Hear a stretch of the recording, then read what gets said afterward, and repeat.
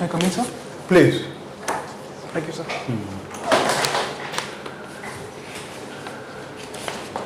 Sir, can I have a seat? Please, take your seat. Swastik? Yes, sir. Good. What does swastik stand for? Sir, swastik stands for the ancient Hindu symbol which means prosperity. Okay. Sir. Did Adolf Hitler make use of that?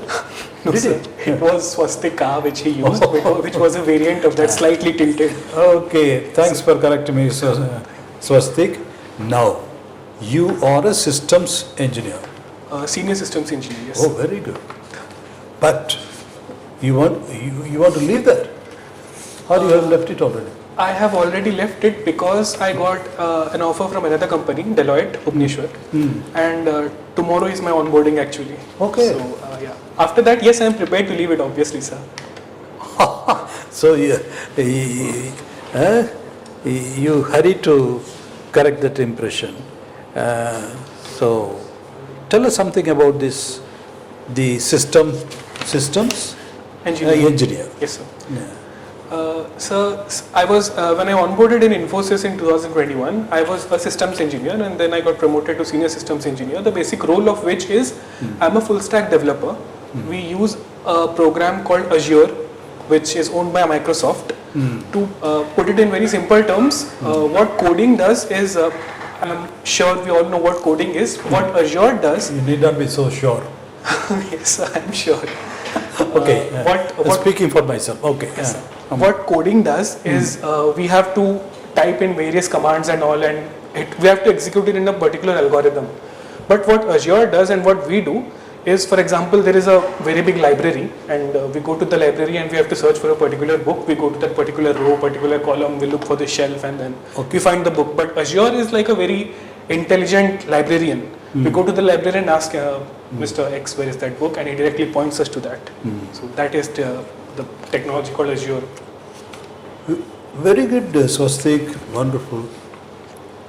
So how do you propose to apply these advanced technical knowledge, expertise and skills to public service? Sir, public service as of now in this current era is in a very urgent need of modernization because of growing population and the stagnation of technology that is being currently used for providing public services. We got it. Sir? We got it. We got it. I'm sorry to abruptly stop you here. We got the point. Okay? Yes, sir. And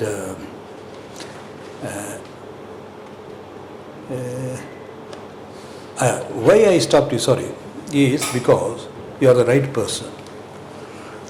Algorithm is the artificial intelligence. Shall we try to understand it in terms of algorithm? Algorithm? Yes, sir. Yes or no? Yes, sir. Then what is this excitement, buzz, apprehension? If because I am a layman, so I have the liberty to ask a very, very stupid question because you are the right person to ask. Okay? Now, if the story of software, I'm sorry, I'm putting it in a very crude language so that the clarity is more. So if the software is basically coding, algorithm, etc., and artificial intelligence is also ultimately a matter of algorithm, why there is so much excitement on the one hand and apprehension on the other? So much so that even the generators are saying, look here, it is high time we got together, bring a universal legislation and cry a halt to the dangerous progress of artificial intelligence. Now, because I am from an arts background, to be very honest, I am not able to understand this comprehension. If it is all a matter of coding, algorithm, and if I understand it in a layman's understanding, it's an advanced algorithm. Yes, sir. All said and done. Why this thing? Or we are breaking free of algorithm, getting into another dimension altogether? क्या है? ये क्या है? The way you put the last sentence, sir, we are going into a different dimension. To put a gravitas into that, I would like to cite an example. Because basically, sincerely, I want to know. Yes, sir, obviously. Because in yesterday's newspaper, I only read that the company Nvidia, which is based in US, surpasses all the tech giants like Apple, Google, everything. They surpassed it only because of artificial intelligence. Okay. They basically work on artificial intelligence. That is the ability of artificial intelligence in today's market. The apprehension about AI is justified because of everything that we are seeing nowadays, starting from leaks, deep fakes, and images that are being captured for various the draconian purposes, including that of Joe Biden, who is one of the most influential person ever to grace that stage. He's being artificially molded into saying something else which he has not. So that is the apprehension behind, that is the level of apprehension behind artificial intelligence. And to define it in terms of algorithm is basically something we tell the computer to do. Like for example, go to X, go to Y, do this and come back to us. But artificial intelligence is something which is very unique in a way that we are no longer telling the computer what to do. The computer is deciding on itself what to do. The basic fundamental behind this is big data. Big data refers to everything that is being collected from our mobile phones, our system. We consent to give it, we don't consent to give it, it doesn't matter. So if we can stop you here, yes, sir. this is for want of knowledge. So algorithm, yes, we make algorithms and then we develop the software, or so to say. Yes, sir. But you are saying that this artificial intelligence at one stage, shall we understand it is algorithm free, algorithm independent? When we say artificial is human independent, shall we understand it that way? Not necessarily. As of current scenario in 2024, no. It is not human free. It is not human, it is not yet human free or independent. Independent, it is But not. is there a stage, apprehended stage, where it totally becomes human independent? Is it possible to conceive a stage? When Steve Jobs launched his first Apple device, he was so sure of not integrating it into artificial intelligence that he did not provide any backup chip in that iPhone to provide the artificial intelligence in today's model. So Okay. Apple had to purchase it from Microsoft. Okay. If a visionary like Steve Jobs couldn't understand what 2024 could bring, who are we to say that in 2030 it might be something different? Sir, sorry, I took a little It's all right. out of ignorance. So your native place is Samalpur, sir. Sambal. Can you tell something about the creations of Gangadhar Meher? Sorry, sir. Can you tell something about creations of Gangadhar Meher? Creations of Gangadhar Meher. As far as I know, sir, Gangadhar Meher was a very, in the era of independence, he was a very big and very influential poet for Koshali language. I had read about some of his poetry, sir, but I am not able to recollect as of now. But yes, he mainly wrote about how one should take pride in his own native language, how one should use it to express something which cannot be done in other languages at that time, like English or Portuguese or anything, which was very prevalent at that time. Some of his poems by name? No, sir, I cannot recollect as of now. Sorry, sir. Not, you have no idea on the. Okay. Sir, the Samalpuri Bhasha Kosh was written by him, as far as I remember. No, he has written in Odia. He has written Tapaswini, Pranaya Vallari, Yes, sir. ସବୁ ଓଡ଼ିଆରେ ଲେଖିଛନ୍ତି କୋଶଳରେ ତ ଲେଖି ନାହାନ୍ତି ପ୍ରକୃତି କବି ଗଙ୍ଗାଧର ମେହେର ସେଇଥିପାଇଁ ଆମେ ତାଙ୍କୁ କୁହେ ସେ Kosli he was not for Kosli identity ସେ କରିନଥିଲେ ପରେ ଏଇଟା ହେଇଛି ସିଏ ତ ରାଧାନାଥ ରାୟ ଏମାନଙ୍କ ସହିତ କାମ କରୁଥିଲେ Okay, you are electrical engineer by training, no? Yes, sir. So what is the contribution of electricity energy in natural resources form? Either it is from the hydro, or it is from the nuclear, or it is from the coal. So what is the percentage contribution Sir, of this? currently around 48% of energy production is being done from coal, or we can say from resources which are expendable, and a very minimal percentage is done from the later sources like nuclear and small hydropower. Large hydropower contributes around 30% of energy production in India. Are you sure 30%? 30, yes, sir. I think slightly less than that also. I'm sure. Okay. But all our commitments are going, including the Paris commitment, that we need to change over to Renewable resources. Yes, sir. green energy sources. Yes, sir. So what is the progress in this front? What India has taken steps to replace all this towards green energy? So on top of my mind, some good initiatives that come are the current green credit scheme, which has been a good success as far as I can say. Another one is the bioethanol blending, which is being done currently. And another is the green drives, which are being conducted everywhere around India, also everywhere around the world. And fourth, I can say, is the conservation effort, which is being done in the current existing national parks and wildlife sanctuaries. And the shift from basic vehicles to electric Okay, vehicles. what is the Solar Alliance project? Solar Alliance. Government of India. Yes, sir. It has been done using there are countries which are part of Solar Alliance. Its headquarters is in Gurgaon, if I am correct, and it is a step which is taken by Government of India in which it is promoting the use of solar energy in every household. Trying to Yes, sir. Inculcate this. in an integrated manner, taking a number of countries as partners. Yes, sir. Okay. Since you belong to Sambalpur, let me ask you, do you support a coastal state, Odisha being divided into two parts, sorry, and a state called coastal should be formed? So, throughout history, after the partition of India, there has been no clear-cut evidence that the fragmentation of state can lead to better governance or providing better resources to the people. We can take the example of Telangana and Andhra Pradesh, which even today, they are going through some contention. Bone of contention is there between them. So, it is not correct to say that a coastal state would be beneficial for the people of Odisha as of now. Not only Sambalpuris, as to say, but also for the whole people of Odisha. But a commitment should be made between the two protesting parties, which are currently protesting for a state of Koshali, to provide them equal opportunities, which is being provided to, as said by them, to the eastern part of Odisha. Then what is regionalism? Is it regional imbalances or say lopsided development of one region at the cost of other region that has contributed to this feeling? Regionalism, when goes to an extreme end, it can cause balkanization, which is the extreme fragmentation of a particularly peaceful area, which was previously peaceful.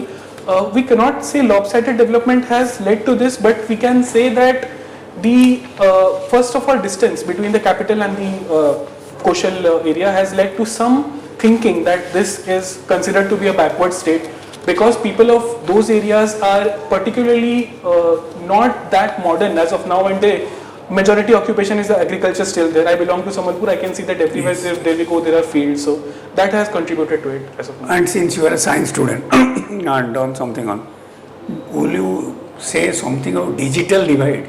India is facing a problem of digital divide. What is that? Sir, in 2023, a report by Acer and Pratham NGO released a report called Acer, in which they showed a particularly curious fact about digital divide, which I was very surprised to see. In that, they mentioned that the digital divide between age 20, the students from age 19 to 20, 15 to 20, the girls are having equal access to the mobile phones and tablets as of then, but they are not showing a keen interest in learning about the technology, which the boys are doing at that age. True. That is a very fundamental digital divide which is being created in India, which has to be addressed. And India has come so far in addressing this challenge of digital divide that currently everyone, even the farmer, starting from a CEO of a big company to the farmer, to the humble farmer, they are using phones to make digital payments. Aadhaar-enabled payment system is there. India has come a long way to address digital divide, but yes, there are still some apprehensions in the people of India which needs to be addressed. Because network will not be available in Malkangiri or Koraput in some area. Anyway, it's a brilliant answer, but tell me, what is knowledge revolution and what is the impact of IT revolution or information technology on Indian society relating to knowledge revolution? Yes, sir. As the fifth generation of computer, which is information technology, is gaining stage, not only in India, everywhere, there is a demand of very highly skilled people, which India is providing, but unfortunately they are being drained to other countries. That is an issue which I think will be very crucial for India in the later stage. You are talking about brain drain. Yes, sir. Okay, continue. No, I'm learning from you. Tell me. Yes, sir.